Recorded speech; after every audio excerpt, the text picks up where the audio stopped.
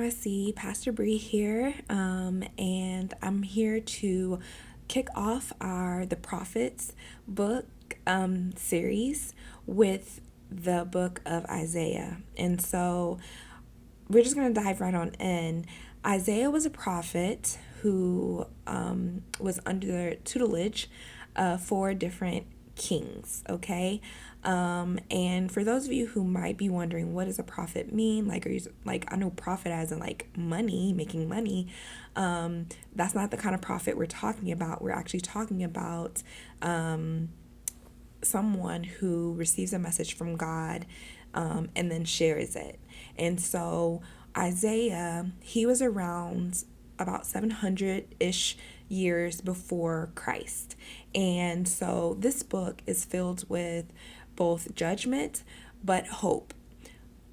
There's a balance there because it points to Jesus. It points directly to Jesus. And it's one of those books that if you love Christmas or you love Easter, because it highlights the birth of Christ or his sacrifice because of his love for us, this is one of those books that I want to encourage you to read because it is in the Old Testament, yet it points directly to the fact that Jesus was always the way.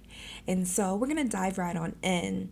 In Isaiah 6, we see that Isaiah walks into his calling. And so I want to leave you with this main point for tonight, and I want you to think and remember this.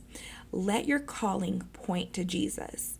Again, I'm going to say it. Let your calling point to Jesus. So in Isaiah 6, he receives a vision. There he gets a glimpse of heaven and he sees like these heavenly beings. And if you're not careful and you've not read the Bible, it can be alarming. You're like, wait a minute, what's going on here?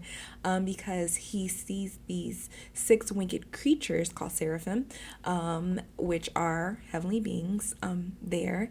And he hears a conversation. And in the midst of all that, he gets a little nervous. He's like, oh my gosh, like, I don't know.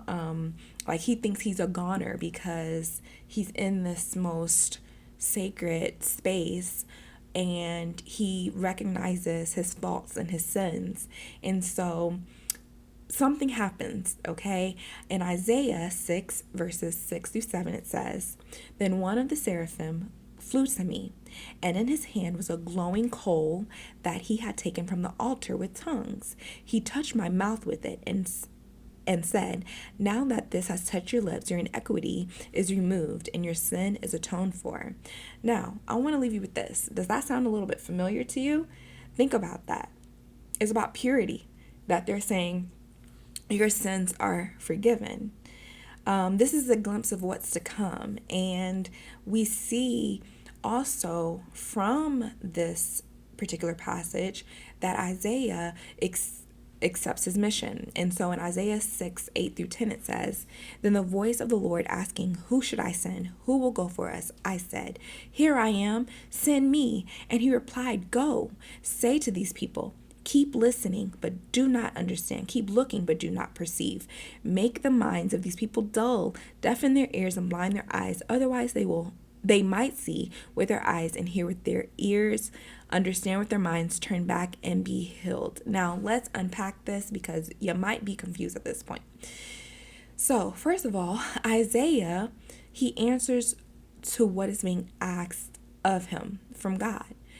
Now, again, he sees a glimpse of heaven. He sees he's having this vision. He sees something that he never sees before in a seraphim, but then he goes ahead and says, you know what? I want to be sent by you, Lord. Like, send me. And I want to challenge you. Like, how many of us, even when things may seem scary that's right in front of us, will say, Lord, send me? Like, let's really think about that. Like, how many of us will be that bold to say, Lord, send me? Then we can also unpack from here that he is tasked to share judgment that the nation is facing. He's being warned that through his warnings, the people are not going to necessarily listen to him. They're gonna have hardened hearts. It's kind of like going in one ear out the other. But this is all part of God's plan, is in his grand design. And so, although it may seem hopeless, there is hope. And so, let's keep going in Isaiah 6 verse 13. It says, "If even a tenth of remnant survive, it will be invaded again and burned. But as a terebinth or oak tree leaves a stump when it is cut down, so Israel's stump will be a holy seed." Now, I want you to hold on to the fact that it says holy seed, because this is something that we're going to revisit. It may even ring an alarm in your head already. I don't know. But let's continue on. And so when I say let your calling point to Jesus, that means our mission points to Jesus. And so at this point, as we're walking along through the chapter, or the book, I should say, King Ahaz, he is now the king in rule, and he's a bit concerned because of the circumstances that are surrounding them, that they're going to be defeated and just all these things. And so Isaiah shares with him in Isaiah 7:14, it says, "All right then, the Lord himself will give you the sign. Look, the virgin will conceive a child.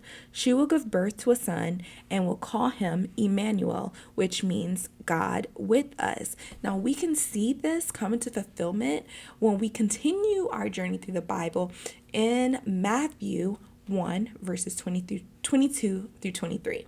Now, also, as we continue to walk through, Isaiah then shares about a king who will reign in a new kingdom. And so Isaiah 9:6-7 says, "For a child is born to us, a son is given to us. The government will rest on his shoulders, and he will be called Wonderful Counselor, Mighty God, Everlasting Father, Prince of Peace. His government and its peace will never end. He will rule with fairness and justice from the throne of his ancestor David for all eternity. The passionate commitment of the Lord of heaven's armies will make this happen."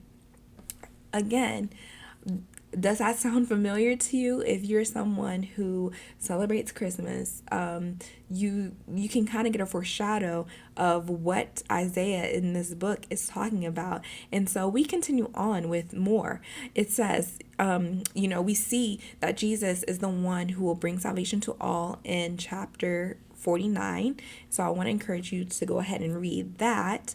But then we also get a glimpse of how there's a suffering servant in the book of Isaiah. Is described in chapter 53, a suffering servant. And so it says, Isaiah 53 verses 4-10.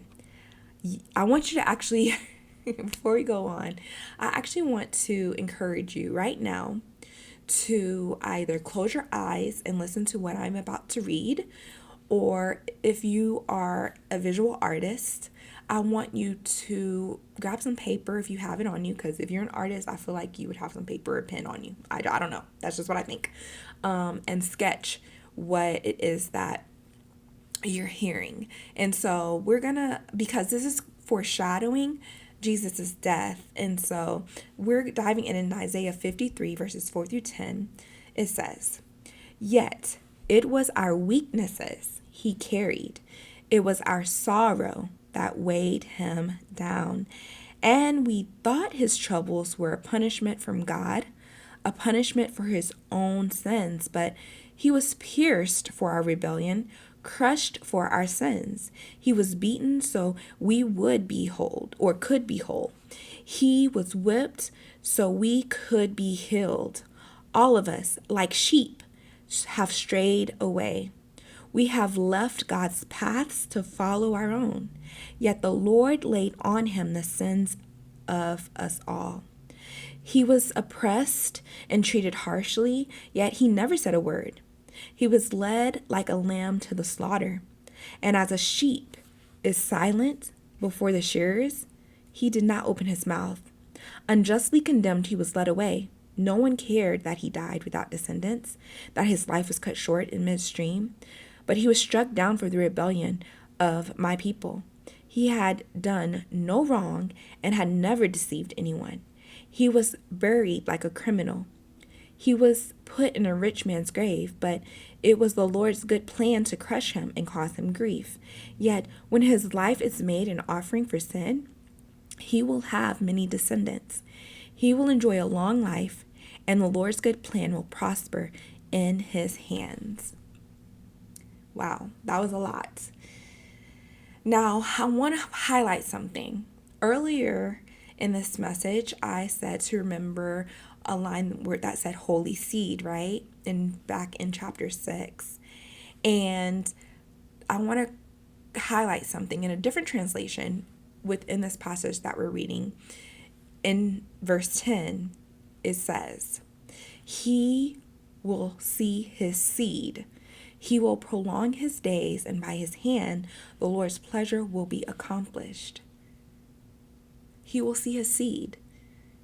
Now, prior, when we were reading the passage, the different translation, they were talking about descendants. The seed was planted. We are the seeds of God, of Jesus, of the promise that's fulfilled. And so I want to remind you that you are not here by accident, but for a purpose. And so I want to remind you to operate in the calling that points to Jesus. And so here's some action steps I want you to do. I want you to read or listen to the book of Isaiah, and also reflect this week and ask yourself, am I being obedient to what God has called me to do? Am I scared to do so? How does what I am doing point to Jesus? All right, now this is where you go ahead, take what you received from this message and dive deeper into the word with your groups. See you later.